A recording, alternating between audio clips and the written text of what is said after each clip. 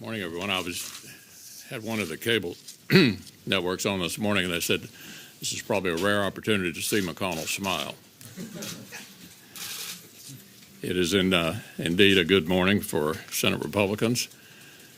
Over the course of the last, first last night and then this morning, I talked to Leader Pelosi.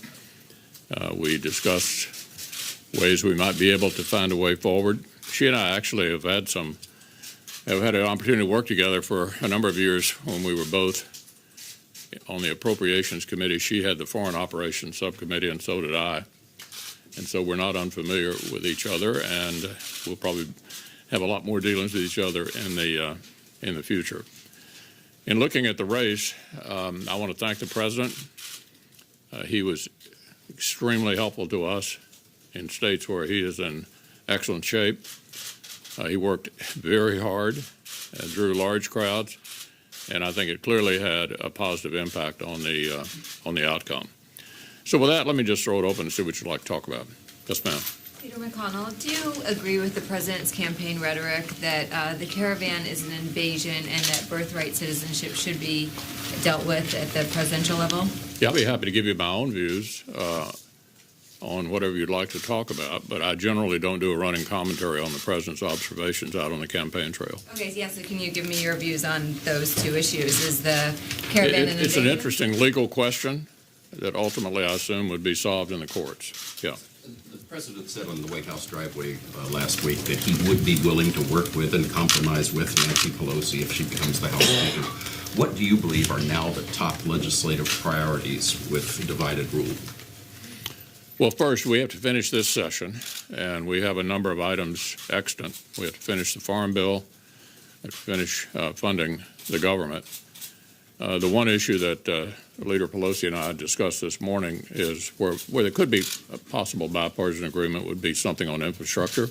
Look, there'll be a lot of other things. I think I'm not putting you all down, but when we do things together, it almost never makes any news. Even in this current situation where we have Republicans in control of all three branches, I have a long list here of things we did on a bipartisan basis, from water infrastructure, the best appropriations process in 20 years, airport infrastructure, FDA authorization, on and on and on. I mean, there are plenty of things that we work together on, and I always have to tell constituents who think we all hate each other that the Senate's a pretty collegial place, and even though we had obviously big differences over things like taxes and judges, there were plenty of other things we did together, and there's no reason that would stop simply because the House now becomes Democratic. But other than infrastructure, what big issues are there? Well, we'll see. Drugs We'll see. I mean, you're not willing to say we'll see. any particular issue? That will all be discussed. Yeah. So, will you insist on getting $5 billion for the president's border wall in this upcoming spending bill? Well, we're certainly going to try to help the president achieve what he'd like to do with regard to the wall and border security, and that'll obviously have to be done on some kind of bipartisan, some kind of bipartisan discussion. McConnell. Yeah. Any observations on the Kavanaugh effect? Very helpful. Yeah, I think the Republican sort of core voters in the states that were critical to us were highly offended by the questioning of the presumption of innocence and the tactics. And I think it was like an adrenaline shot. We were worried about lack of intensity on our side, and I think the Kavanaugh fight certainly provided that and was extremely helpful. It's noteworthy that the one Democrat in a red state who survived voted for Kavanaugh, Joe Manchin. You credited the president for his work for the Senate Democrats in red states, but you obviously lost the House last night, too. So I'm wondering what kind of impact do you think the president's rhetoric in the last couple of weeks is having on your party, particularly with women voters and suburban voters in some of those key races? Yeah, I'm going to try not to have us waste our time on sort of routine questions about what the president may say at any given moment. Look, I'm here to talk about the Senate. We had a very good day. Proud of what happened. The president was very helpful to us. Yeah. Leader McConnell, if you look at the exit polls, one of the most important issues to voters was health care. Did you take away from that the message that any effort to repeal ACA at this point is dead? Well, I think it's pretty obvious the Democratic House is not going to be interested in that. There are serious problems with Obamacare, serious problems that need to get fixed. They raised the phony issue of whether or not we were for or against pre-existing conditions. And I suspect it may have worked some places, fortunately, in our races, even though they tried to define health care on that issue. I think all of our candidates who subsequently won were able to make clear to the voters that everybody we knew was in favor of covering pre-existing conditions, including the candidates like Hawley and Braun and others. So the rhetoric doesn't solve the problem, and there are serious problems with Obamacare, and I think we're going to have to obviously now try to address that on a bipartisan basis. Leader McConnell. Yeah. Both Leader Pelosi and the President have talked about fighting high prescription drug prices. Do you think that that's something the Senate could work with Pelosi on? Yeah, I can't imagine that won't be on the agenda. Leader McConnell. Yeah. Leader McConnell, is there anything that the Senate Republicans could or would do to help President Trump in the event that Democrats in the House attempt to seize his tax returns? I'm sorry, I'm having a hard time hearing. What would Senate Republicans do in the event that the House Democrats try to obtain President Trump's tax records? Well, you know, the whole issue of presidential harassment is interesting. I remember when we tried it in the late 90s. We impeached President Clinton. His numbers went up and ours went down, and we underperformed in the next election. So the Democrats in the House will have to decide just how much presidential harassment they think is good strategy. I'm not so sure it'll work for them. Yeah. So I just to go back to that, are you recommending that for House Democrats that the oversight that they have said that they're going to do might backfire on them? Are you saying that they should? No, they're not interested in my recommendations. All I'm doing is making a historical observation that the business of presidential harassment, which we were deeply engaged in the late 90s, improved the president's approval rating and tanked ours. Thus, my observation that might not be a smart strategy, but it's up to them to decide how they want to handle that. Senator McConnell. Senator McConnell. All the way to the back. Leader McConnell, is there anything that you're going to be doing in the coming months to increase the number of women who are being recruited on the Republican side to run for office? It's been a frustration. I think I've mentioned to you before that we've had plenty of women candidates. A lot of them have not won. Marsha Blackburn won. We're hopeful that Martha McSally will win. I'm going to be trying to convince one of our women, for example, to go on the Judiciary Committee, something I've tried and failed the last couple of Congresses. Yeah, I mean, we need to do a better job of recruiting women candidates and getting them elected. Hopefully, we'll have 2 new women Republican senators here shortly. Senator? Yeah. Talking about the House oversight that is likely to come, the president tweeted this morning saying that that if the House continues with their investigations, that we will likewise be forced to consider investigating them for all the leaks of classified information and much else at the Senate level. 2 can play at that game. Can you respond to that? What do you think about that? Well, I'd like to focus on finishing up this session. We've got work left to do, and we'll see what happens next year. Yeah. Have you had discussions with the president about any of that? I know you're want to avoid that right now, but. Yeah. On this session, can you rule out a government shutdown? Yeah, hopefully that will, you know, look, we need to work this out. We had the most successful appropriations process already in 20 years. 75% of the government got funded before the end of September. And we all know we need to work together here toward the end to finish that up. And we're going to do the best we can to try to achieve the president's priorities. And hopefully we'll not be headed down that path. Yep. What do you think of doing a DACA fix, either lame duck or next year? The what? DACA fix. Oh, my goodness. Well, you know, I can't imagine with all the things that we have to do here to wrap up this Congress that we would revisit immigration, but who knows? What about next year?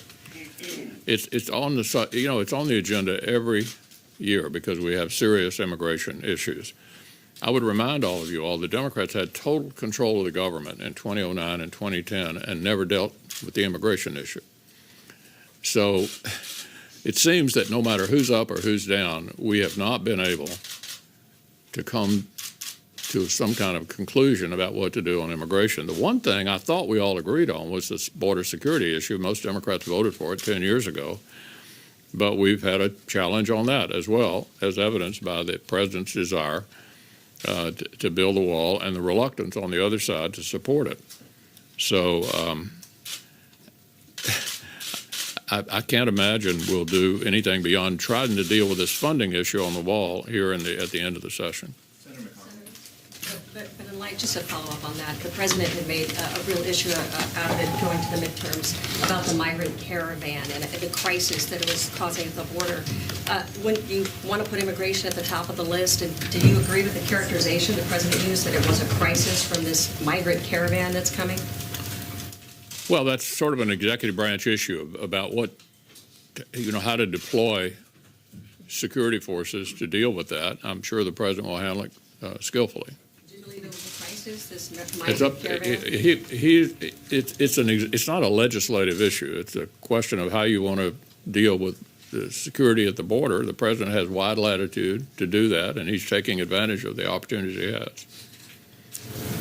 Senator McConnell, if Democrats do engage in aggressive oversight of the Trump administration, how will that impede your ability to work on a bipartisan fashion with Nancy Pelosi? I'm having a hard time hearing you. If Democrats do engage in the House in aggressive oversight of the Trump administration, would that impede at all your ability to work with a possible Speaker Pelosi on things like infrastructure? No, I don't think so. Senator, on health care, if the judge in Texas rules to strike down all or part of Obamacare, how do you think Senate Republicans might respond to that? If what? If the judge in Texas strikes down all or part of Obamacare? Well, look, the health care system is still a pretty big mess, and it's obviously now going to have to be addressed on a bipartisan basis because the Democrats will control the House. And I don't think anybody's satisfied with the status quo. And the American people have given us divided government, which they've given us most of the time since World War II. They seem to like divided government. And I think the message is figure out what you can do together and do it. And I think health care is still a crisis and needs to be fixed. Yeah. Leader McConnell, if House Dems push to expand Russia probes, do you think this is an effort to undermine the president? And is there potential to get out in front of the special counsel on this? Look, on the Senate side, the Senate Intelligence Committee has been looking at that issue, and we expect them to report at some point in the future. And I look forward. And so far, they've operated on a pretty bipartisan basis, Senator Burr, Senator Warner, and look forward to hearing what they have to say. Senator McConnell. Yeah. Leader McConnell, have you spoken to Governor Scott or Congresswoman McSally about their races, and how do you feel about those states? Well, Governor Scott and I traded calls last night, so I've not actually connected with him yet. I'm going to be talking to him shortly. And I have not spoken to Martha McSally, although we traded calls too. They were pretty late at night. I decided to go to bed and talk to her this morning. Senator McConnell. A quick question. You're going to have an extra cushion in the Senate with extra seats on the Republican side. What will that enable you to do? Will this ease judicial nominations? What's the practical effect of all this? Well, you know what my top priority is. I've made it very clear. It's the judiciary, the 2 Supreme Court appointments, the 29 circuit judges, the 84 overall number of judges, and we're not through doing those this year. The president, I think, has done an excellent job in picking young men and women who believe the job of judge is to follow the law, and we intend to keep confirming as many as we possibly can for as long as we're in a position to do it. So it'll still be my top priority in setting the agenda here in the Senate, next Congress as well. Senator, will you revisit earmarks in the new Congress? And then a lot was made of your comments about entitlements in the last couple of weeks. Are entitlements an option? The Democrats have made it perfectly clear they're not interested in dealing with entitlements, and they're in a position to say no, and so I don't think that'll be on the agenda. What earmarks, sir? I have no idea. I hadn't really thought about that. We've got a conference rule related to earmarks on the Senate side. I can't imagine that's going to change. Yeah. Senator McConnell, will a 10% middle-class tax cut be on your agenda next Congress? Well, any effort on the tax side would clearly have to be negotiated now on a bipartisan basis. And we'll just have to see what, I assume Nancy will be Speaker, we'll have to see what they want to do in this area. We'd have to do it together. We wouldn't have the possibility of doing it on a party line basis like we did in this Congress.